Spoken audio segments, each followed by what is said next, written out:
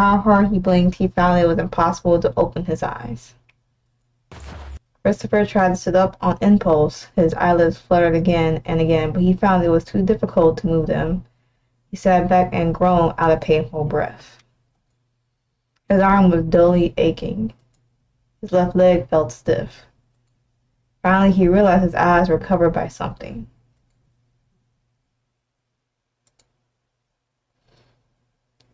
Hello? There was no response. He reached up with his good hand to try and remove the object covering his eyes. A hand covered his own to stop him. Their skin was cool to the touch, and he pulled back immediately. Don't. Leave it be. Your injuries need time to heal. They spoke low and gently to Christopher. He was a bit startled at the voice. For a moment he had expected a woman's from the gentle touch of the person's hand, but the voice was certainly male. Where am I now? Where are the rest of my platoon? You've been knocked unconscious by a grenade. Among your forces, you were the only survivor. That sucks. His breath caught in his throat. He heard the screams of the dying, both friend and foe. Powerful explosions and sand spray in the sky. It seemed like just moments ago his comrades were charging forward by his side. He had thought that they had the upper hand against the enemy. He had been the only survivor. It was too much to bear, so he put the thought away and focused on the pain in his body. He touched the bandage on his eyes once again. What happened to my eyes? You lost your eyesight. Yeah. I'm blind? You're blind now, but it should be temporary. Some element of the battle has caused your body a lot of shock. Earlier you woke up complaining that you could not see, but otherwise your eyes were undamaged. In a few days I will remove the bandages. So I was awake earlier, and I remember it. I feel like I should be in a lot more pain than I am now if I was in an explosion. I have you on a small dose of morphine for the moment. The stranger spoke low and calmly, and Christopher felt a damp rag being drawn across his forehead. The cool touch of water across his face felt soothing, yet Christopher's body only eased slightly. Where are we now? A small camp on the outskirts of the battlefield. You mean to say we're both stuck here after the siege? I was hoping I would at least made it to a field hospital somewhere. Are your fellow soldiers nearby? No, and they already eliminated them while I was here at camp. What a state we're in. The man didn't talk more than he needed to. He wiped the sweat from Christopher's temple and then helped him to drink water from a metallic cup. The lack of bustle disturbed him. He wasn't used to the absence of chatter or men at work. He spoke up. Hey, tell me your name. Are you my countryman or a foreigner? You have a bit of an accent, but you're still pretty good. My squadron just called me doctor. Don't worry about such things now. You need to rest only. How lucky am I? The person I'm stranded with is a man of medicine. My name's Christopher, Ward, First Lieutenant. What am I in for? Other than my eyes. Is my arm still there? Your arm was fractured and bruised. I put it in a sling. Your leg was out of its socket when I found you. Fixed a splint to keep you from moving it around after I said it. Yes, that's where most of the pain is. Sure, when the morphine wears off, I'll be in hell. How much do we have to last us? 3 weeks worth, depending on how sparingly we use it. Surely we'll be found by then. When no one returns, they'll send out scouts. At least I know the Easterners didn't get to me first. They sat in silence for a while, and eventually Christopher felt himself drifting off again. Last thing he remembered was feeling a cold, dry hand swiping the bangs from his forehead to press down another cool cloth. His consciousness faded. The next time he woke up, he was much more alert, his mind clear and his body aching. He still had the covering on his eyes, but he sensed that he was alone. He couldn't remember how long it had been since he had last been awake. His forehead was sticky, but not with the cold sweat of fever, just the humidity of the tropical island climate, hot and clinging to him. It was quieter than he used to. He heard the distant call of birds, sound of insects and the breeze moving through the leaves, even the sound of water running from far off, somewhat peaceful. "You're awake?" The voice came from a distance away. It was the doctor. There was the sound of a tent flap closing. "Drink." Christopher let himself be assisted to drink then wiped his mouth with the back of his arm. He felt his companion take back the metal cup from his hands. "Doc, you know your hands are pretty soft. Are you sure you're not a woman?" "I'm just pulling your leg." You could tell the other wasn't amused, but he only laughed a bit lightheartedly at his own joke. "When will I be able to remove the bandages from my eyes?" "It's in a few days, so probably a bit longer." "In about a week." "And I guess I'll be counting on you, Doc." 2 days went by while Christopher recovered. Now we get to actually visualize how we look. And in those few days, there were no signs of rescue from the two of them. The doctor cared for Christopher constantly during this time. He took care of his meals and administered medicine that came from his own reserves. He moved about quietly and dutifully in order to help Christopher heal as best as he could. Although he didn't speak much, Christopher didn't have a hard time holding a conversation. He had always been a loudmouth, but without his sight, he was even more restless than usual. He did his best to keep their minds off their situation. Gary would sit by his side, either listening or ignoring him, but he never ignored his injuries. He applied salve to his wounds that helped him clean and redressed him. He really was a capable man. "You know, you never did tell me what your name is." "Don't be so cold. I can't keep calling you doctor forever. Besides, I want to know the name of the person who has saved my life. When the war is over, I'm going to have a drink with you someday." "Isn't it fine to keep calling me by my title?"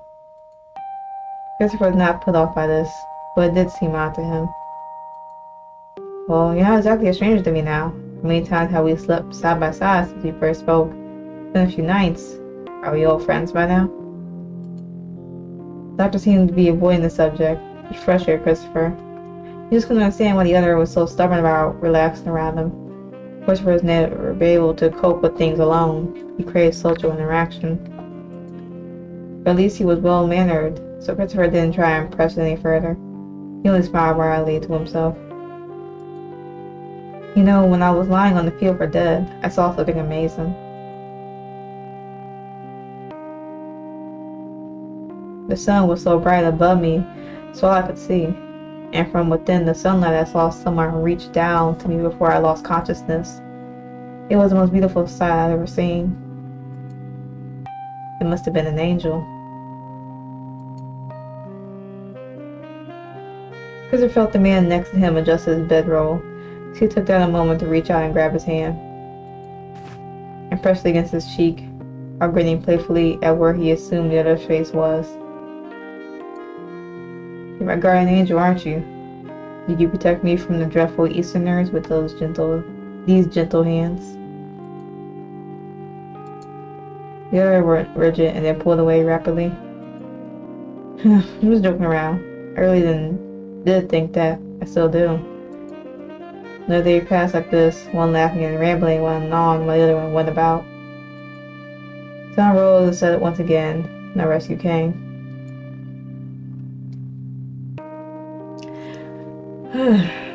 The next time Christopher awoke, he was sure it was near morning as the sweltering heat of the sun had not fully set in. He sat up and noticed he could hear the doctor outside doing something. At this point, he could now sit up and walk around a bit, like walking stick. His leg hurt a lot now, but the doctor had shown him how to inject himself with the morphine, and he could even do it with his eyes covered as they were now. Thinking of his eyes, he reached up to touch the wrappings. They were a little damp with sweat. Today was the day he could finally remove them, so there was no point in changing them.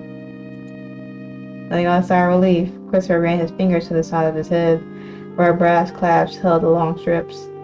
Doc had said that he could remove it when he awoke, but it was still very early. Since there was no need, stranded as they were, Christopher never woke at this time. Usually the doctor would stir them with a light shake or by raising his head to drink. Hearing the one outside trying to move quietly so as to not wake him, he felt his heart soften. It sounded surprising with the result of his hard work. Ever so gently, he removed the bandages wrap by wrap.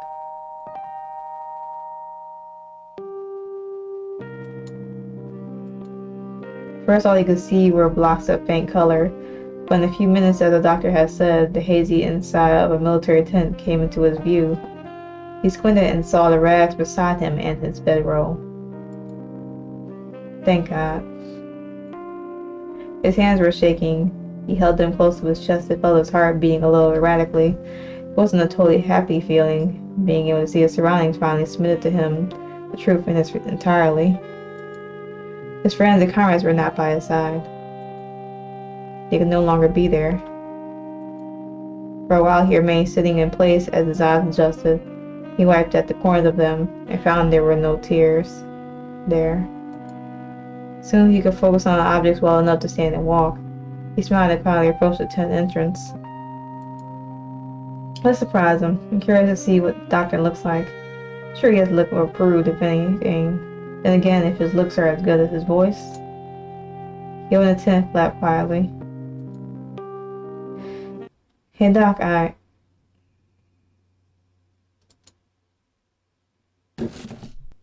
Before he could react, the doctor was dragged into the tent by the other. The wind was practically knocked out of him when he was pressed roughly against the floor. Even while injured, this man had immense strength.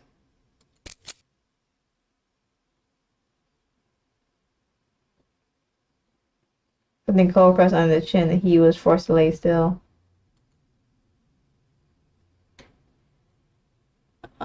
Did you plan on doing your good deed and leaving before I could find out you were my enemy? Or are you planning on bringing your men here while I lay here injured and unaware? Answer me. No. Don't lie to me. I can see what's right in front of me now. Undeniably, the person beneath him was an Easterner. From the uniform down to his boots, he was clad in the garb of the adversary, not to mention his Eastern features. I never lied to you. I knew once your eyesight returned that you might react this way, so I planned to leave before this happened. There is no one waiting for me. As I said before, of my squadron, only I remain.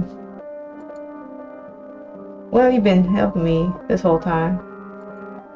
Easterner looked away as if he didn't know the proper answer, but when he looked back, there was no intention to deceive in his black eyes. You were defenseless. Peter felt a shock of incredulity at these words. The Easterner in front of him and the one who nursed him to health these past few days are the same man. You were hurt and you were alone. It's only that I couldn't leave you there. You may be a medic, but you're a soldier as well. I never met one of your kind who did not hesitate to look me in the eyes as they pulled the trigger. The other did not respond to this. Christopher loosened the grip on the doctor, but the other made no attempt to get up. Christopher's shoulders dropped down as he knelt over him, face hidden in the shadow. The gun was still pressed against his chin. My men died, and here I sit in the tent of an enemy, the ones who killed them. To make you feel this way, that wasn't my intention. He released the doctor fully and sat back against the tent with his aim trained on the Easterner. I should kill you right now if I have any sense. Your eyes locked. How am I? The arm holding the gun fell to his side. His fingers loosened from the trigger. How am I supposed to kill the man who saved my life and nursed me back to health? If only you hadn't just done that. Christopher sighed and leaned against the wall with the gun in his lap, his eyes to the sky. After half an hour passed, the doctor pulled himself up from the floor and stiffly walked towards the opening of the tent. Your name? Let's see if I can do this. Hi, Shida Fumio. I'm so sorry if I butchered that, which I probably did. That's. The man made no move to stop him. The doctor stepped outside the tent and was gone. A wild silence filled the small room. Christopher didn't feel as betrayed or disgusted as he expected he should. There were many people who would be disappointed in his weakness. He didn't want to think. Since the explosion, he felt as if many of his sensibilities were dampened. He simply sat there with the other firearm in between his feet.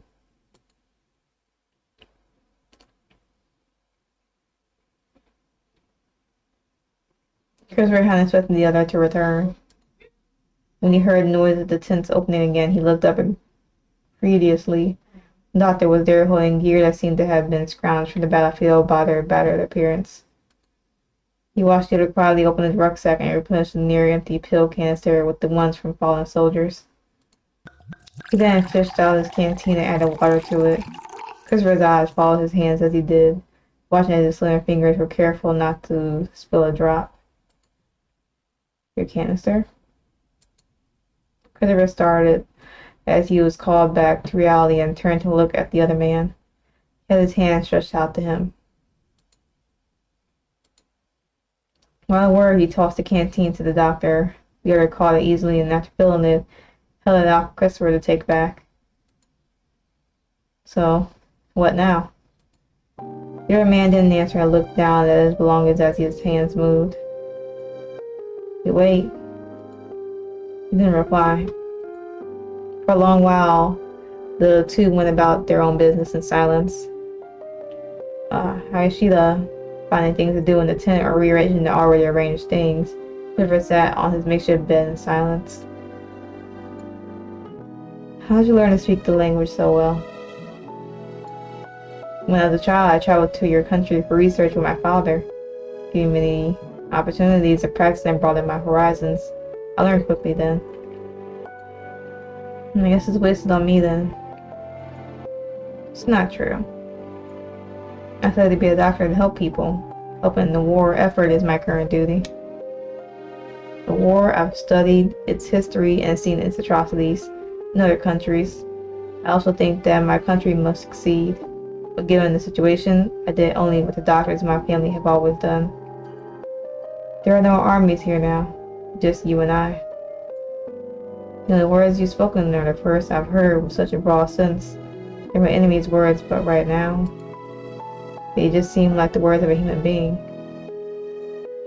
That's because we are. We? The doctor was right. Christopher had been acting like a soldier, but now he was no longer blinded by it. He couldn't find the shred of the killing intent he had earlier within him. He sat up and looked at the other with his steadily improving eyesight. Before him was Nisner. His skin was paler than some, but his hair was jet black and his eyes as well. His mouth was turned down and he continued to look over his gear and clothes, as if they were something he wanted to change. Hayashida was slender and seemed shorter than he really was, because he was crouched down over his stuff. Sleeves on his shirt were rolled up and the top button at his collar was unfastened. He seemed so small compared to Christopher, but most men were, even among his fellows. In this country, a man like the doctor might get teased for being willowy in stature, but with his sharp gaze and composure, it only made him look graceful and gentlemanly. This is the first time Christopher ever had a leisurely, kind thought about an Easterner since the war was in talks. The other foreigner's features were unfamiliar but still pleasant. It's hard to believe this man was someone he not talked, but tasked to destroy for the sake of country. It was like an epiphany as he thought of it.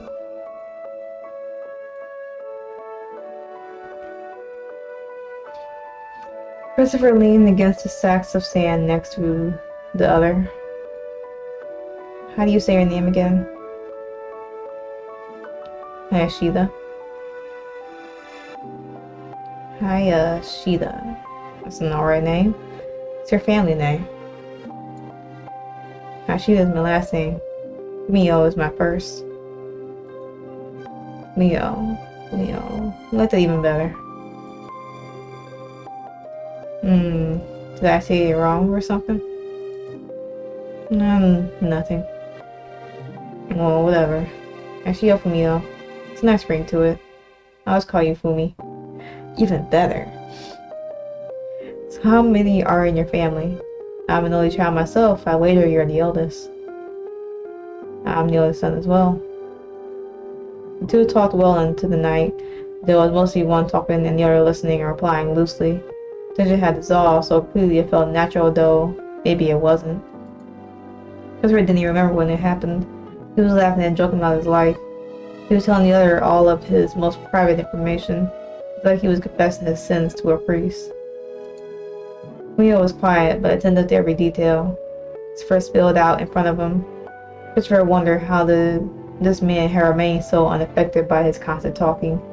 It looked as though he was bored to death, but he never tried to stop him.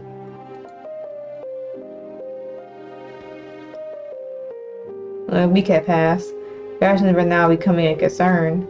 Though they had some supplies, it was not nearly enough to last them for months. Christopher had considered trying to trek back to his big base himself, but the thought of dying in a sweltering jungle, injured and alone, stopped him. And so they waited. It had become common for Christopher and Hashida to take turns watching the jungle in shifts. They stayed out of plain sight, but watched for someone of their own men. Neither of them had discussed what to do with the other when whichever of them was rescued first. Secretly, it was to acknowledge their relationship now, which was quite inexplicable. Christopher walked into the tent and swapped out a mosquito.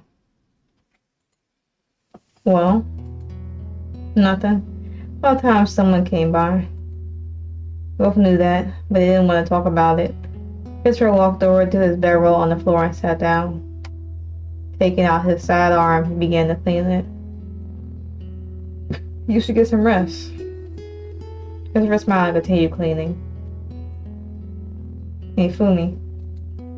Sarah didn't look up and reached into his sack to look for something. Fumi? What? The Westerner could sense a hint of tiredness in his tone. He looked up from his gun to the other man sitting across the tent. Are you finally sick of me? You held out so long. Your hair is very black. Almost seems blue in the light. Never seen that. My little cousin had a pretty little doll from the east when we were kids. She loved that thing. I always figured Easterners looking like that. Until I enlisted, that is. I wonder what it would look like to see some of your people now wearing an army uniform. I see. Fumi, do you have a girl waiting for you back home? I'm unmarried. So you're a single man, that's fine. I'm single too. Oh? When I enlisted, my woman left me. She said she didn't want to be the wife of a dead man. Can you believe that? We had something going for 3 years and she rejected my proposal. Can't say they were really very close looking back on it now. I don't really miss her like I thought I would. But it would be nice to get letters from home. Mother used to send one every few months, but since we made landing on the island, we haven't gotten any more. You must have some girl at home you're interested in, though. I'm very focused on my work. At some point, Christopher had moved from sitting a few feet away from Ashida to recline next to him, propped up on his good arm. He looked at his face. But I think you're attractive. You're not so bad. What I'm saying is, it's fine if you don't have anyone right now, but it's a waste. I'm sure there are women out there that go for your type. My type. Well, don't get offended now. Look, I'm telling you, I just think you're nice looking. Yeah, especially they're, I don't know, can't describe them. Your average eyes. I bet you're really popular. You're well educated and you look like a scholar. You're being exuberant. Well, that's what I mean. River suddenly sat up in excitement. Even though you're an Easterner, you can speak my language so well, using big words and everything. I don't even know what just came out of your mouth. You're an extraordinary guy. If my friends back at home knew we could talk so comfortably like this, why, what would even be having a war for? Marcus first sat there with a far-off look on his face. He seemed serious and deep in thought, but only for a moment before he said, "Exuberant, I get it. You said that when I'm going off the rails. Hashida shook his head slightly, and the corner of his lips lifted a bit. Christopher continued to go on, and Hashida paid no mind. How many? How many have you killed? You killed people before, right? I've had to. Some of the guys in my platoon, they try to keep count, but there's no point in keeping count. That's right. You were a doctor. You probably saved people too. Not me. I would need extra hands to count how many I've done in. Every now and then, Christopher would suddenly bring up a topic like this, lightheartedly. Easterner had a feeling that it weighed on him more than he let on. This is his way of easing his burden. Kumi, when we're out of food and we have no choice but to go into the jungle, are you going to put me out of my misery? Night grew long, and when it came too hard to continue the conversation, they both fell asleep naturally. Many days had passed by now. There was still no sign of either armies. At some point, both of them had stopped taking shifts to look out for them. In the military, there was no man left behind policy that was always upheld. Just remember going to retrieve bodies from even the most unlikable of places. Many of them unrecognizable as they were. The fact that no one had appeared to meant only two things. Either they couldn't reach them for some reason, his army or Hashida's, or that everyone who knew where they were was dead, even those that could cantonment past the jungle. He didn't want to consider the possibility that they could be wiped out, but it was unavoidable. Since rations were running low and they began to go out to gather the fruits they were able to edible in the jungle in the morning, and search the reeds fields for packs of supplies. Sometimes they found 10 items in dead soldiers' coat pockets, dried meats and oatmeal from the Westerners, and occasionally bean paste on the Easterner. They weren't discerning with the scattered bodies anymore.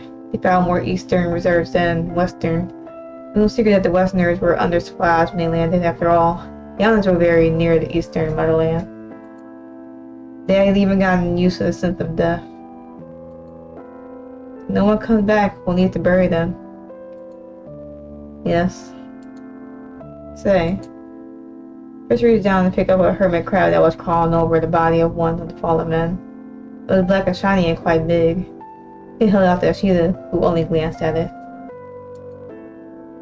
You eat these, you know? Well, you can eat these, you know. I heard they are a delicacy here, but they're so small. Maybe you eat them in your country? I've had them before. Yeah?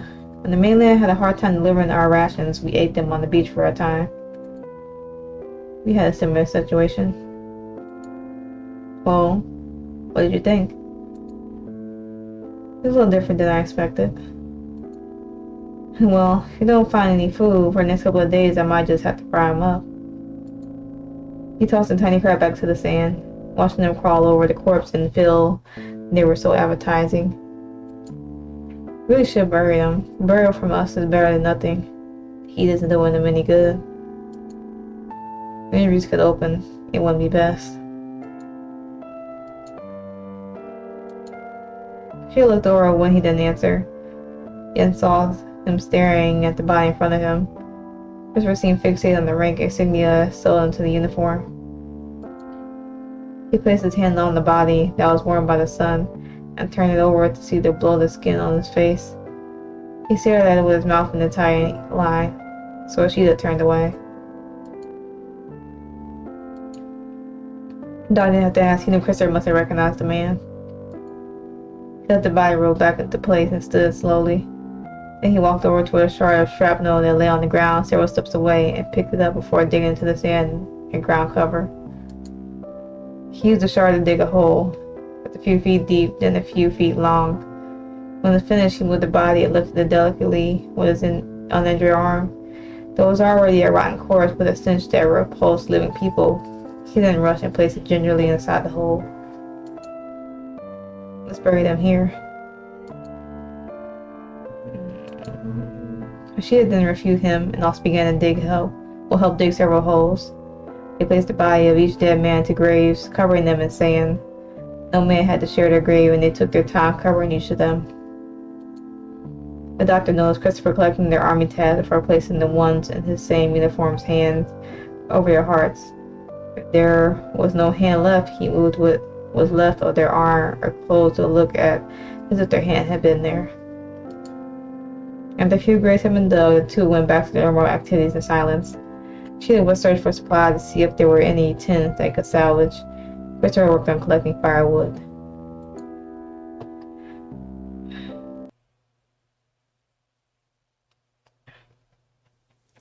Across from the small bonfire in the evening, Christopher would chat and laugh loudly as usual while Sheila responded to his jokes and listened intently.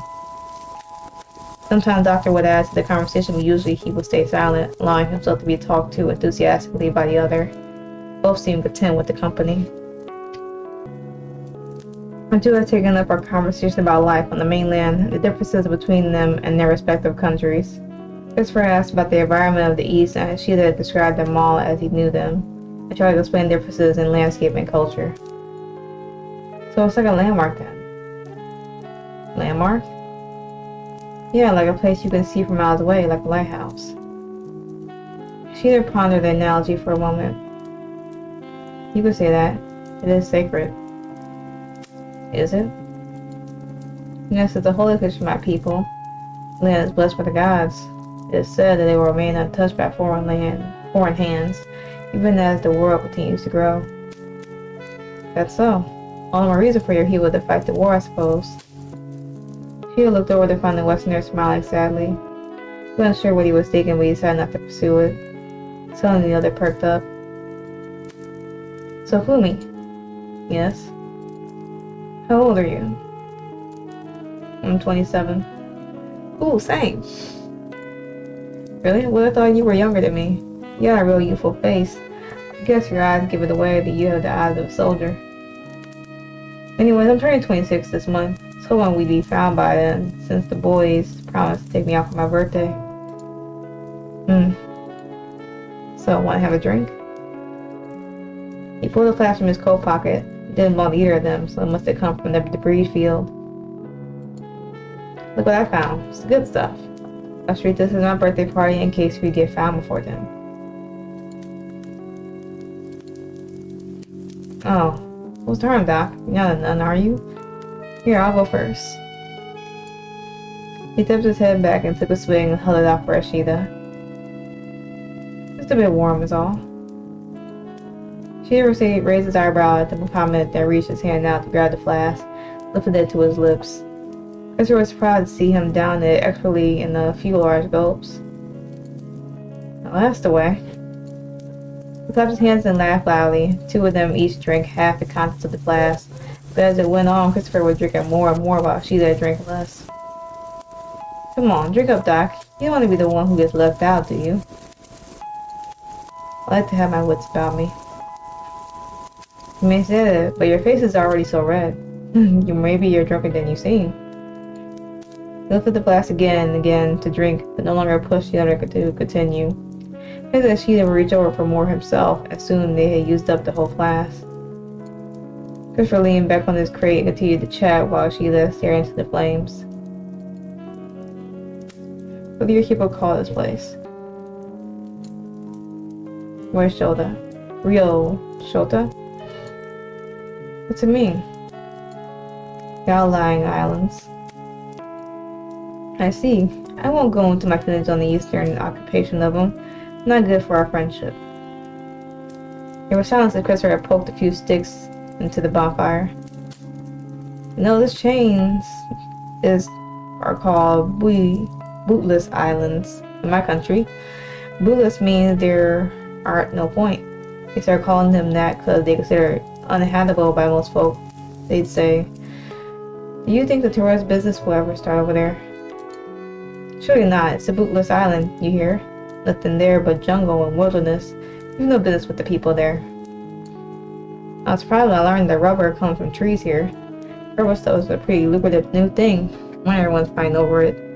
Guess that was a good enough reason for the brass. Everyone at home believes we're doing it out of goodwill, though. Most Iron Men too. Justice and liberation. Tell me, which is it really? The more he would believe one thing, does that make it true? Regardless of what you're trying to accomplish, the outcome is the only thing you'll ever remember for in the end. A minute later, Sheila stood up from the fire and went to go inside the tent. Rhea spoke up before he left. Thank you. What for? You buried them. So do you. He knew he was talking about the dead soldiers. They buried all of the men they found, neither of them thinking to ask for helping the other with the body of a comrade. They were as discerning with them as they were with the rations they collected from the courts who no longer needed them. In the end, it was all the same. Food nourished the body, bodies nourished the earth. Christopher continued to stare out at the already twinkling horizon for an hour as the smoke died down. He wasn't as drunk as he could be, but his emotional state told him otherwise. He always got sentimental when he drank. He slapped the mosquito on his neck, then pushed himself up from the sack he was leaning on. His boot crushed the embers beneath his feet, and he went inside. The evening sky changed from orange to dark blue. When he went inside, he saw Sheila laying on his bed. Are you asleep? He walked over and laid down on the bedroll not far from the doctor's. He removed his silver shirt to let the air hit his skin for a bit. But the mosquitoes retaliated tonight, he may have to put it back on. I'm awake. Oh, why didn't you say so earlier? He rolled onto his side and looked over at Sheila, whose back was turned to him. Can't believe you were listening to me talk like that. It's embarrassing not to have my buddies knock some sense into me. It's nice to open up. I don't believe we could talk like this. Fraser moved suddenly at the comment and hissed when his slung arm hit the ground. He looked at the other man in shock. You're never so good to me. Besides, I did all the talking anyway. But yeah, it was. You always say what I'm thinking. You don't have a hard time speaking your mind. I appreciate that. Without hesitation, he inched over to the other and peered over at his face from behind. Doctor looked up at him with a dazed expression. You're drunk? Not as much as you are. If I had known you'd be dishonest, I would have made you drink more. It was my party after all. He laughed heartily, and she looked away, not before he could catch the reproach in his eyes. Hey. He stretched towards the other's expression and couldn't escape his sight. It looks so good after all. We're best pals, right? Are we? Sure, you've seen my true colors, haven't you? And here I was, so concerned about how to get closer to you. Never thought I held along swimmingly with an Easterner. You're crushing me. Sorry. Kevin jokingly leaned against him without noticing, leaning back onto his hand next to the other, close enough for them to hear each other's breathing. You're right, I was scared to death when I saw you in that uniform at first. I was gonna end you right then. You betrayed me. You're too good, Doc. You should have shot me first. We didn't know each other as well then. So what if we didn't? I was a damn fool pulling my gun on you. Told you, didn't I? You were like an angel to me. An angel. Saying that is... I mean it. Even your name sounds like one. Romeo sounds like one of the angels' names from the Old Testament. You're drunk. Let's go to sleep.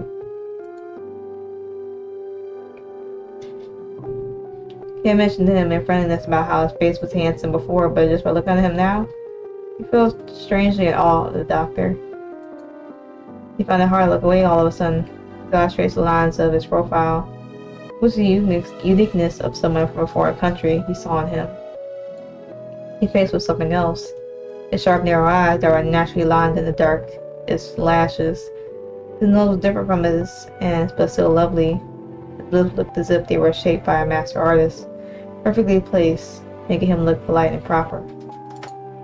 He couldn't remember ever seeing a face as beautiful as his. He only noticed that the doctor's eyes had shifted to him, and he had been caught ogling the doctor in silence. He could feel his heart pounding strangely. Fumi, have you ever been told you're... Don't take it the wrong way. Pardon me, but you're really... The word failed him as his brain tried to think of something inoffensive that failed. Really lovely. Sorry, I know I'm out of my mind. Chio's face was already slightly flushed from the alcohol they were still feeling the effects of, but he noticed that creeping tint on his neck that was barely detectable in the darkened tint. Don't treat me like I'm a woman. No, I didn't mean to imply that. I just got carried away is all. When she had thought the conversation was over, he felt this man sit up, leaning closer to him, still looking to explain himself. He loved a different way, really like an angel. Angels are men too, you know? Supposed to be the most beautiful creation of God. She looked at the other, a little bit surprised this time. The words sounded a little far-fetched, but he understood it wasn't there by this point. He was trying to compliment him. Christopher was clearly intoxicated and unaware of his own words, but he still felt them touch a part of him deep inside. Perhaps this person had that effect on people. Is that so? Yes, but not just that. You have more than your looks. There's beauty to your elegance, if you will, and it doesn't matter if you're a man or a woman. Anyone will find you pleasant. Doctor didn't know how to respond to such words since he wasn't used to this type of open praise. Christopher, who had looked very serious for a while, smiled suddenly. Even you could stutter. She wasn't sure if he was being teased or not, but he didn't feel like he could meet the other's eyes with that smile on his face. It's too late for us to have this conversation. I regret saying nonsense. Fumi? Hearing that familiar name of address, it sounds so natural in this man's voice. It had a tone to it that belonged only to his foreign speech. The countryman would never call him that.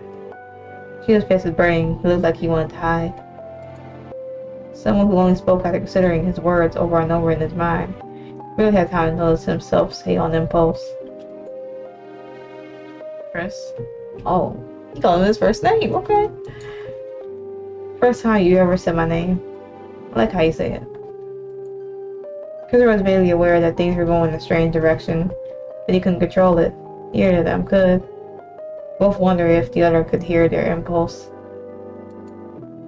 But you're looking at me now, those eyes. Like the next guy. You're the most beautiful person I ever met. Light had almost faded from every corner of the compartment, but he felt the hand cup his cheek. He saw a shadow suddenly in front of him, momentarily before their lips collided. The kiss was deep and gentle at the same time. He felt amazed by his own action, but he was already committed. Drunken state spurred him to continue, and his desire grew deeper. He had never even kissed a woman this passionately before. Some caressed the other's smooth cheek, and then his fingers went behind his neck and hair. Then they drew down Cheetah's closed body until he could feel his waist. He never touched another man there before, but he was doing it before he even registered it. Their mouths pressed together close, now looking for air. If they had been sober, he may be expecting resistance from the other to end. They were doing it any moment. The man below him only reached his hand out and held Christopher's shoulder, braced himself during the barrage of passion.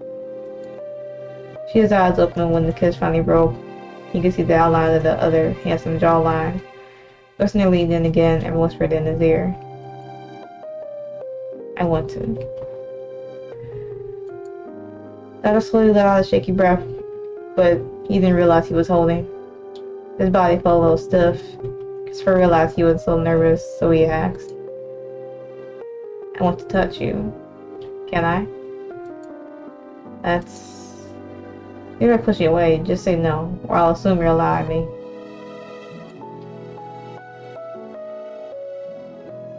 Okay. The man on top began to undo the other's pants without another word. Large hand was trembling slightly as he undid the buttons. Of course, I will censor if anything YouTube doesn't like happens, but I doubt it. But we'll see. I've been surprised before. The two of them immersed themselves in desire as the night deepened.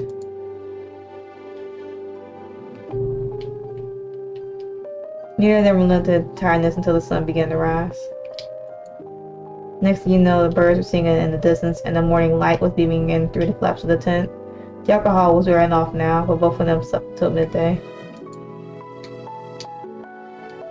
While the scorching sun lit the inside of the tent, they found themselves curled into one another.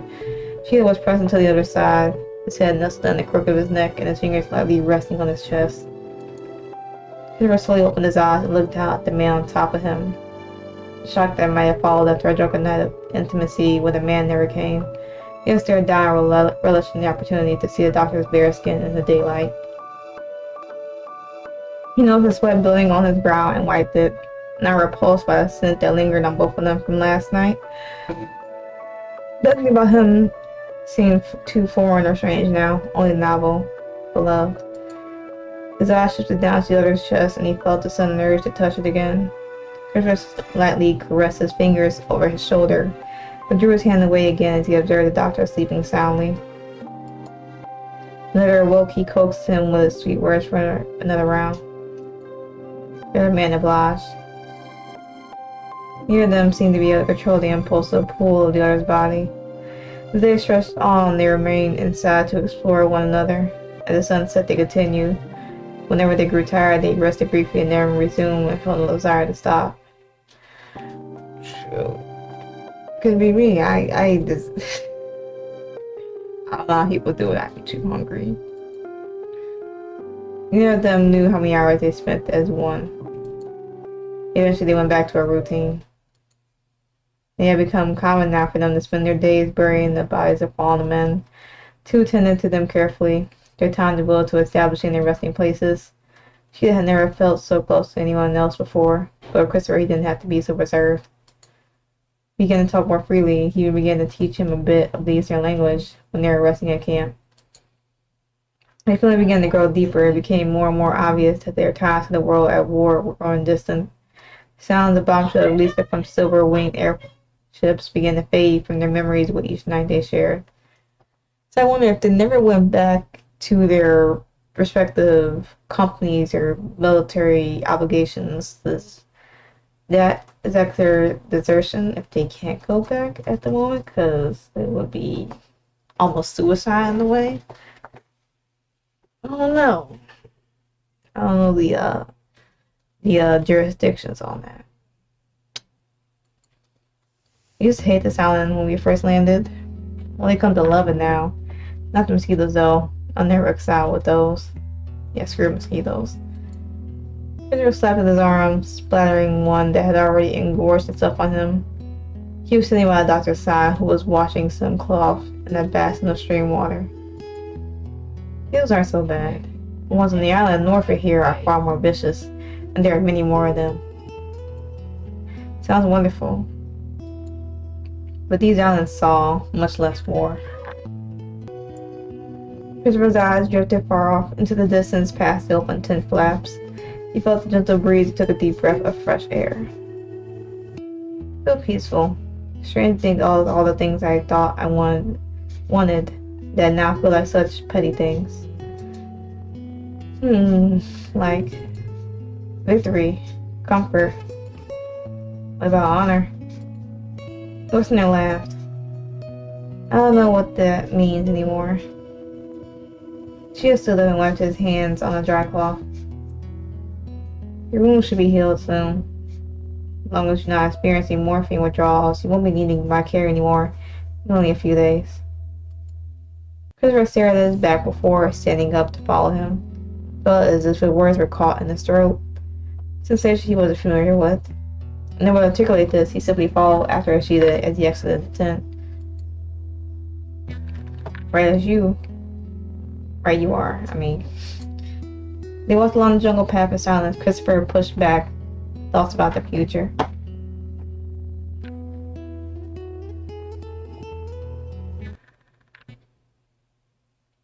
They had now been stranded for a total of 40 days, which is like a little over a month.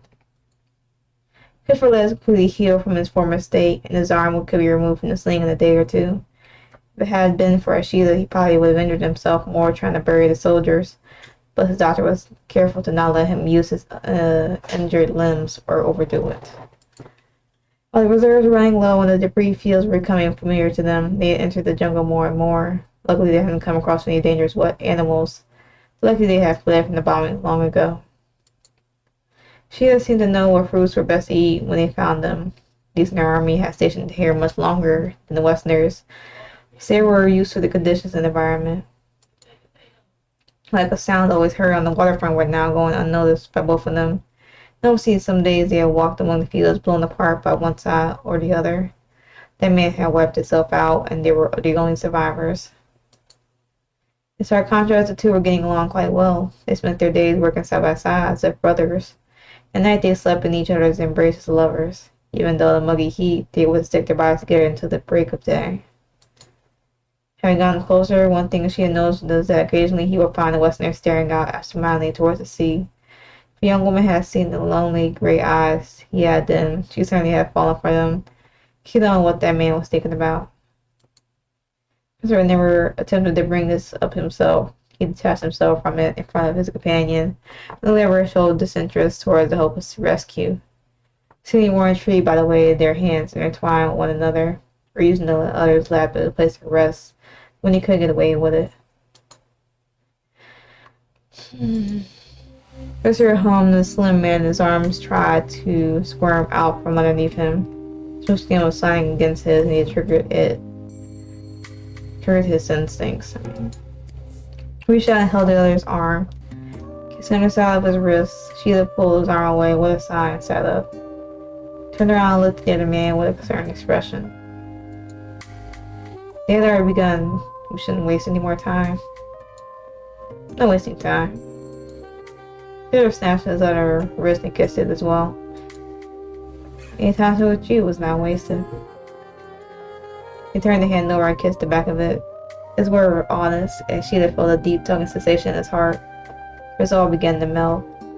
He also relaxed and stole back his arms so he could cup the other's face in his hands.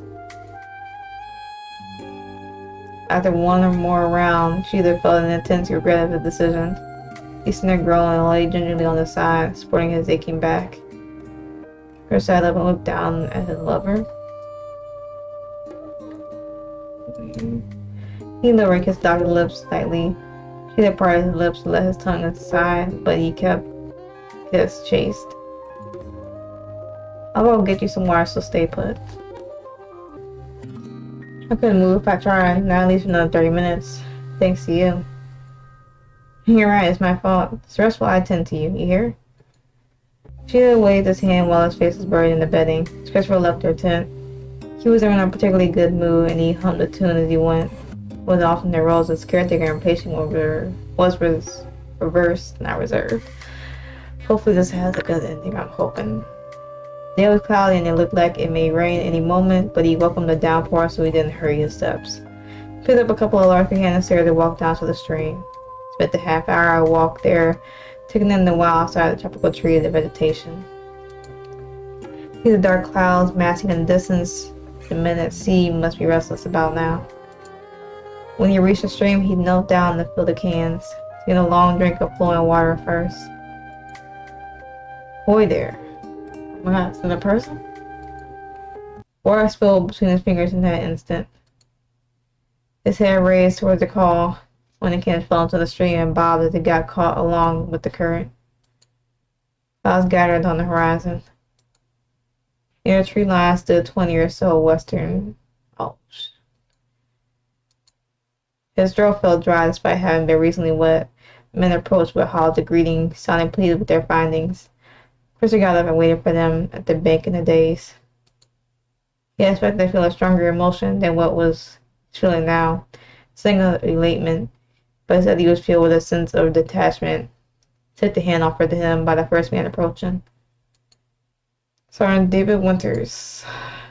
First Lieutenant Christopher Lane Ward. Ward, is it? Happy to be the person to get to tell you this, young man. The war is over. The East has surrendered. The war was over? Words didn't quite sink in. The war? What war? That's right, the largest war the world's ever known. War he listened in. It was over. He sat there dumbfounded while the men around him seemed to be giving him space. Many of them looked like they were in high spirits, like they couldn't wait to tell the world the good news.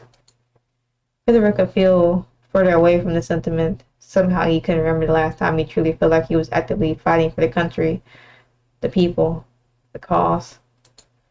He had only been trying to survive for over a month. The older men laughed at this incredulously look on his face and clapped him on the shoulder. Others looked tired and desiring of a drink and sleep. "It must maybe be a shock to you. I know who you are. I believe you must be one of the men from the 641st Parachute Infantry Battalion. We thought there may have been a few survivors who didn't come in the jungle on direct orders looking for our troops. First one we could find. Can you take us to other survivors?" Cooper said nothing for a moment as he pretended to contemplate. All he could imagine what was happened to Sheila if he gave away his position. He didn't process whether it was a good or bad move. His mind was a mess. No survivors. Very many men on the East Coast, but... Farron patted him on the back and caused consolation, then turned on his heel. "Men, we'll now resume body recovery operations. This will be our last area to cover, so hold together until the end. We'll be going home in no time."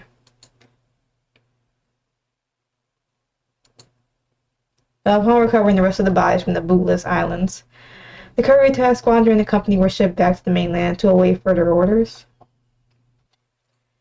After getting there, they were alerted by a soldier that they knew the location of many fallen troops on their area of the island, and elaborate on why it took them so long to communicate it.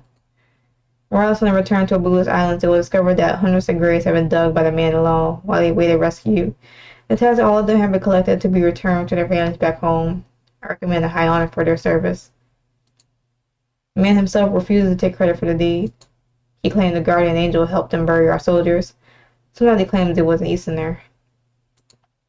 War sickness is evident, so in my opinion, he should be transferred at home at the earliest time for treatment. Best regards. Oh. In a small shop on the edge of town, an old woman bends over the newspaper at the front desk. After years of recovery, the economy experienced a post-war boom in productivity. Paper in front of her reads. She folds it in half to read the other side. There aren't any customers at this time of day, but soon she hears someone at the front door. Since they didn't enter right away, probably a delivery. The woman hobbles toward the front of the shop while holding the small of her back. She opens the door, she almost stumbles. Her head tilts up at the tall foreigner standing there as a delivery boy. He's dressed in Western clothes and peers down at her under a gray hat. She almost shuts the door again, but hesitates when he begins speaking in her language.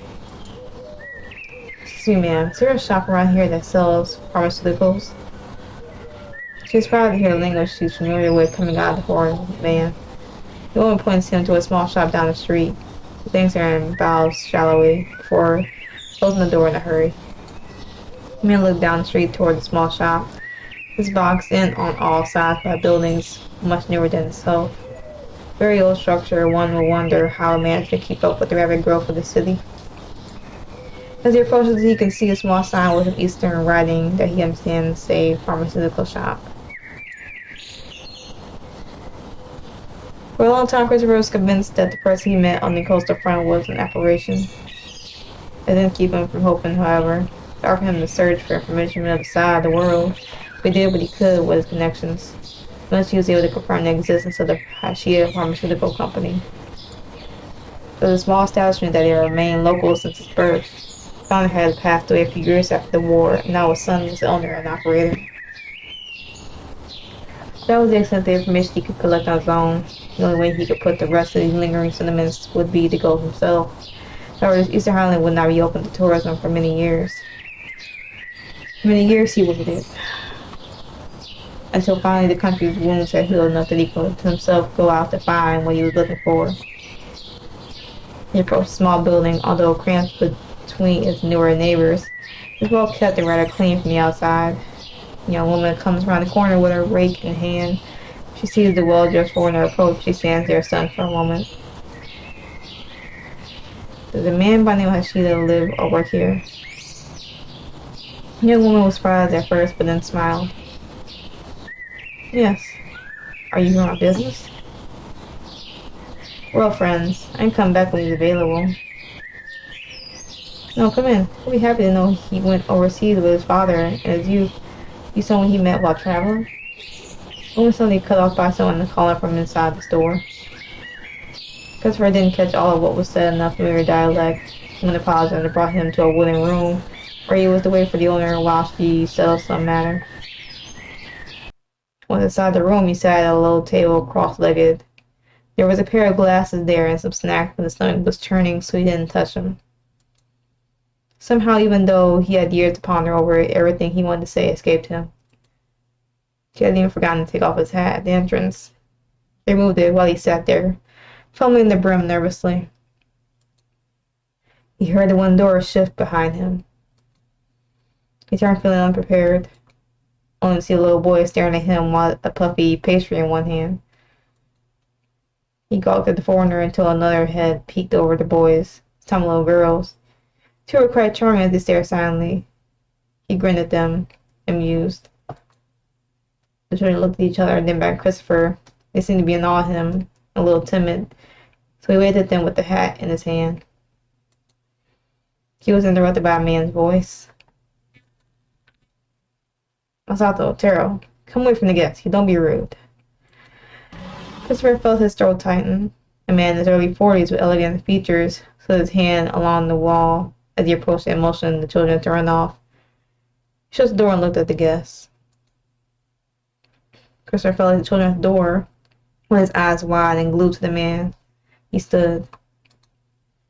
Though he had clearly aged past his prime, he still had the handsome air of a scholar he did long ago. His eyes were as sharp as ever, lines of his face accenting his wise features. Christopher was so lost in his thoughts that when the other approached, he forgot to react. She spoke first. Sorry to trouble you. My glasses are over there on the table. Practically blind without them. Can you hand them to me? Christopher fell bent down and grabbed the glasses. When he did, his eyes fell on the photo of a woman, two younger children from before next to it. The little boy had a sweet smile, and the young girl looked up with wide eyes. Can you ask me something first? Christopher had spoken to him in Western language this time, but I had no trouble changing his own speech to match his guess. I'm sorry, what's your name? Probably had the nerve to ask me that, after building a family in my absence. She froze and stared at the blur in front of him. Gears' head had rusted when those words were spoken. For a long moment, he finally responded. They're our relative children. I'm unmarried. Christopher let out a sigh of relief and sighed. I'm afraid he married such a young lady before he was able to rekindle their own flame. What a shame you're not too bad looking for a man your age. Christopher placed the glasses on the other man's face.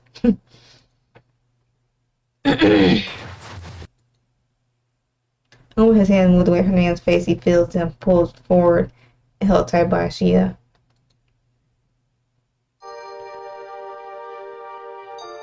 Feeling like his fingers might be crushed between his trembling hands, he laughed heartily and held tightly to the other. We met at home, didn't we, Fumi?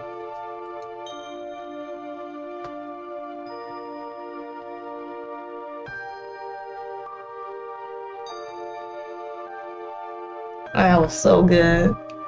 That was so good. And I got the happy ending I wanted. Oh.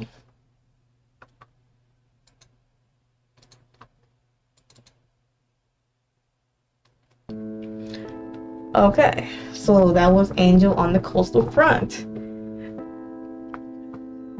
Well, okay, well, yeah, Angel on the Coastal Front. Finally got the happy ending I wanted. I was worried that it wouldn't have worked out, but I'm assuming it did, and that they, got to live their happily ever after. Look at the gallery real quick. Here are all the pictures if you are ever so curious. Bandages, of course. Our man all bandaged up.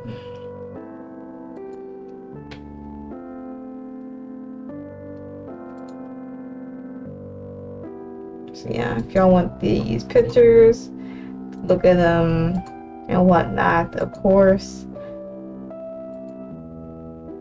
You can put a game for yourself. Get them without me in it. Or I can just, I can do this. Y'all can definitely look at them. But yeah.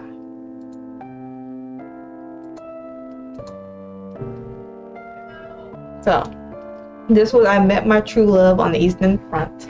Hopefully y'all enjoyed this visual novel. I definitely did. It's a little over an hour, not too long, not too short either, so you definitely will get to enjoy the experience. The artistic The artistic style, the aesthetics, the building romance, and the happy ending. I did enjoy it up until the end. So definitely was not a disappointment. I highly recommend this game, and I'm pretty sure other projects that they have, of course I'll put everything in the description below, but I'm pretty sure other projects that they have are also equally as good, if not better. But it's definitely a 10 out of 10 game for me, and I did enjoy it. So it was nice. It was nice. I do like games that have a happy ending, because you know it doesn't hurt to do that every once in a while. After so many sad endings, you kind of just want things to just work out the way they should. So this is a good one. And I'm not going to continue rambling on too long. We're just going to end it here. So of course, if y'all like the video, don't hesitate to like, share, comment, subscribe, to also support the video and the channel. And with that being said, I'm going to end it here. So hopefully y'all had a good day, a good yesterday, and better tomorrow. And I will catch y'all in the next video.